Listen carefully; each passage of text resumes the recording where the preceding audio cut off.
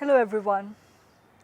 So in this video, we're going to be talking about freedom and history, right, for Hegel.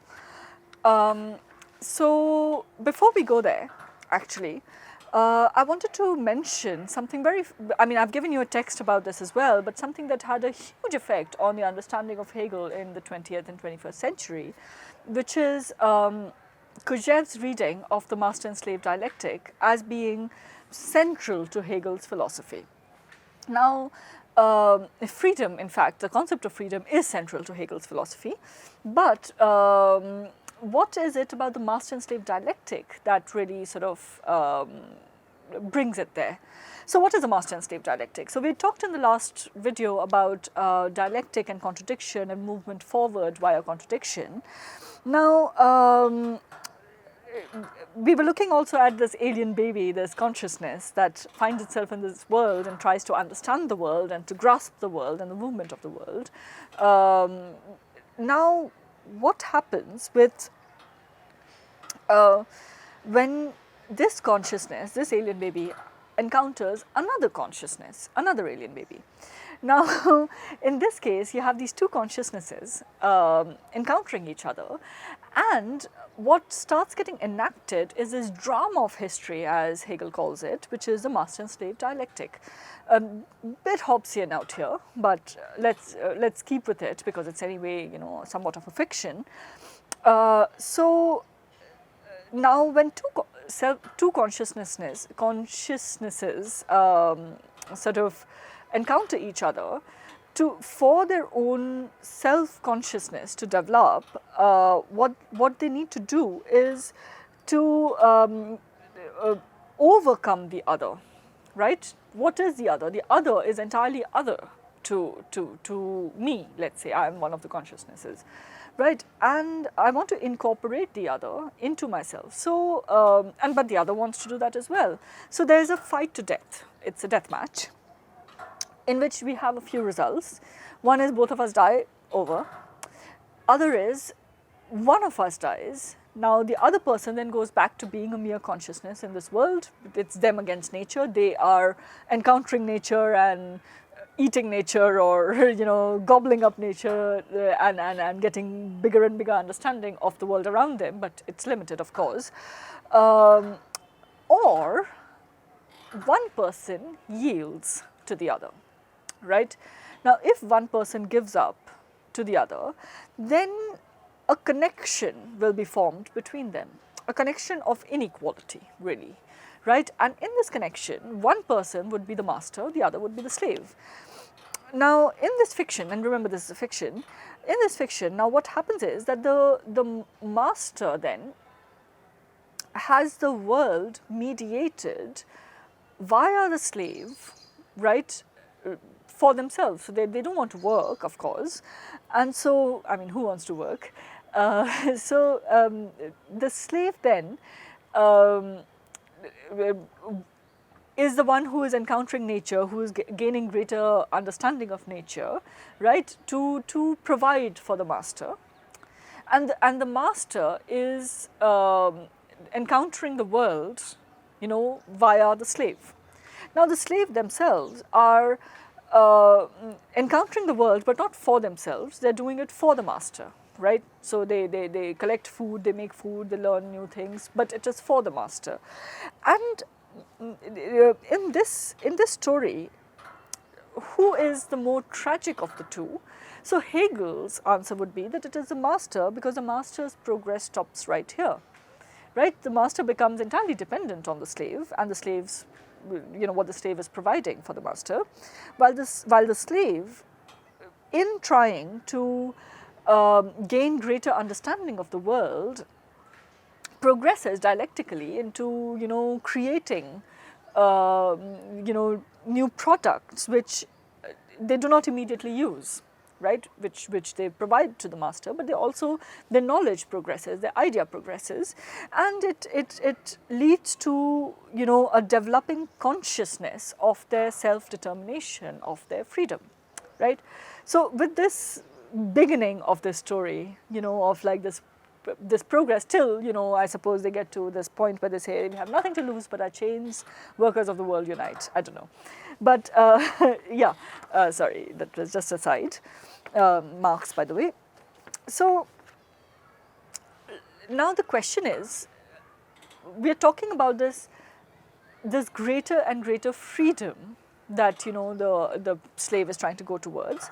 But what is freedom? Now let's try and understand the word freedom itself and how do we understand it. Now the common view of freedom is that it is something, it is to have multiple choices.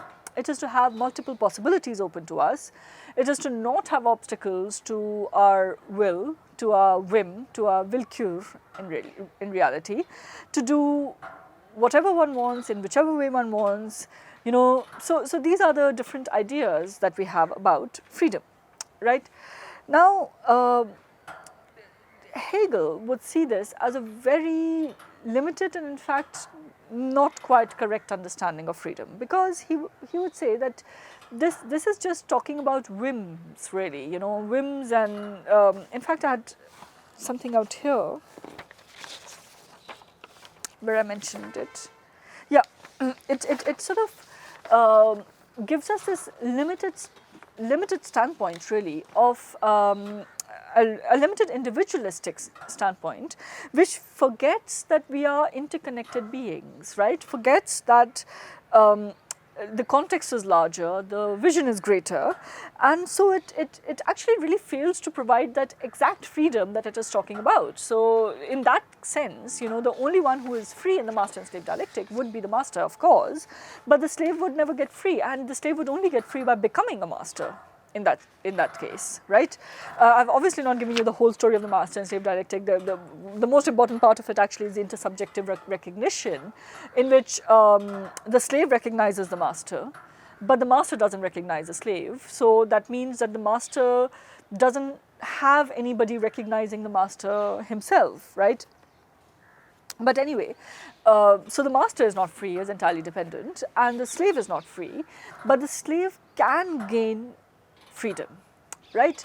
But to understand freedom as mere whims and fancy would actually lead to a point where nobody actually gains any kind of freedom, or one person does and everybody else is subjected, and that one person who does is basically still locked in this master and slave dialectic and never gets out, right? So what understanding of freedom can we have that would allow for freedom of all rather than freedom of like one particular individual somewhere, right, or a particular group of individuals? It is an understanding of freedom as an active process, right, an active process of autonomy, of autonomy or self-determination, where I determine myself as an autonomous subject in actuality, right, not in potentiality, not in potentially having all kinds of possibilities, and in potentially having a supermarket full of choices, or in potentially being able to do whatever I want, but in actually doing it, right? So again we come back to the Aristotelian potentiality actuality distinction. So what is an actuality of freedom in this sense is it can only happen, as I said, in a society where all are free, rather than just a particular group of people or particular individuals who are free, and where the institution and the laws aim to provide, right, their task is to provide freedom for all, and for freedom for all to act in actuality in freedom, right? What do I mean by this actuality? Now, if you remember in the previous video, we talked about the statue, right? Now, what was the actuality of the statue? It was the action of the statue present at that time, and what was it doing? What was it doing in that context? What place did it have? What was its energeia, as Aristotle would call it, right? What was its entelecheia, and what was its energeia, right? So so freedom in that sense at any particular point in a society is the complete self-determination of its constituents in the law and in the institutions and in the state that they create, right? And their ability to act in an entirely self-determined manner, to act in a way that they realize their freedom, that they both are aware of it, of not being dependent, of being self-determined, and act in a way that they are self-determined. Right. Now, I know it's still a bit obscure, but think of it. I am free at a point where I am one with the institutions, I am one with the laws, you know, which will be the case only when the institution and laws speak for me, right? So I am the one who has, like, my laws, you know. Okay, what is law? Sorry, I'm going in like this spiral now. What are laws, right? Laws are things that make rights and duties determinate, right? Because there are lots of rights that I can claim, that I have natural right to this, I have right to that. Like we talked about Rousseau, right? We have, let's say in the very beginning, he says that the earth is everyone's and the fruits are everyone's and the earth is no one's. So I have a right to all the fruits. Now, there are no laws there. It's in fact the right of the strongest, and in Rousseau's case, the reason that it doesn't lead immediately to a war of all against all is because nobody is actually laying any claim to it at that point. So I take a fruit, I eat it, I'm happy with it, somebody else gets their own fruit and eats it and is happy with it, right? And we don't fight. But at the point where he says that, you know, I designate this piece of ground as mine and say that it is my property, at that point, you know, is the creation of civil society. And how does civil society sort of, you know, maintain that claim? By laws, right? What do laws do? They determine as right something that I have taken, yeah? So I mean, I'm just giving Rousseau's example for you to remember, you know, what we talked about already with natural law and human laws. So there are two kinds of laws: natural laws, which I believe that I have as a human being. I have a right to life. I have a right to, you know, liberty. You know, these are things which were called natural laws, but of course they are also human laws. And you have laws that are created to like right to property, for example, is a human law, right? It has been created to for human beings to live together in a society in an interconnected way. So the point of a law is, well, as Rousseau would say and as Hegel would say, is to maximize the concrete freedom we have to be self-determined individuals, right? And so the point of laws, so laws then are rational when they form these rational institutions that maximize our freedom, right? In fact, if we look at, I mean, again, you know, understanding Hegel via Rousseau, what is a people, right? What is a society? So a society is a collection of wills. In fact, Hegel would say this. It's a collection of wills in for example, in the master and slave dialectic, who live together and have certain relation between them of equality or inequality.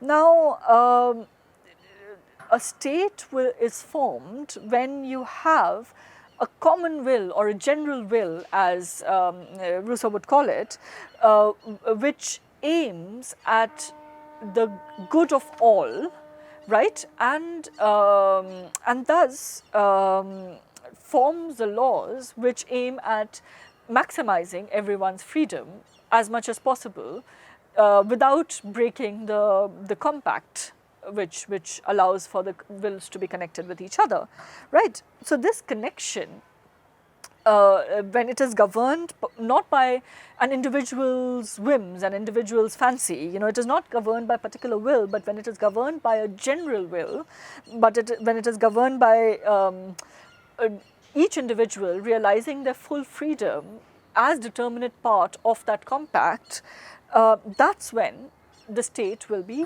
rational, right? That's when the state will be rational, that's when the laws will be rational, that's when the institutions will be rational, right? So to come back to what we understood by freedom, so freedom is where a society, in such a society where each is free because all are free, right? And are able to determine themselves, right? Their will is not simply whim, right? But is the result of the actualization of their full understanding. Right. So how do we get here? Of course, we don't get here immediately. We get here only by, in fact, struggling to make the laws ours, right? To make the laws and the institutions something that will provide us with full freedom. In fact, we need to grow up as people, but also as society in totality, and that's what Hegel is saying, that our freedom will be actualized and we will have complete self-determination only when, you know, our rational institution, our institutions become completely rational, which means that they, with Kant, when we were talking about enlightenment, you know, when they reach Mündlichkeit, when they become independent, right? When they gain this form of autonomy, that I can rule myself, you know, I am the author of my own laws, and Kant comes in as well out here, you know, I'm not determined by somebody else, you know, I'm author of my own laws. And this is what, so for Hegel then, concrete freedom lies in concrete freedom is self-determination, of course, and it lies in rational institutions which provide for a concrete kind of, we can call it eudaimonia, as Aristotle would call it, you know, the flourishing, you know, the good, the eudaimonia is, you know, the wellness of spirit. The subjects, you know, that are of the institution, because the institution is eventually people, right? It's a compact that is the institution. So the wellness of it, the combination of it is what would form a good sort of would form concrete freedom. Sorry, I've lost my point at that point, right? In fact, maybe I should stop the video here and do another video for history. So I'll do that actually. That makes much more sense. So yeah, thank you.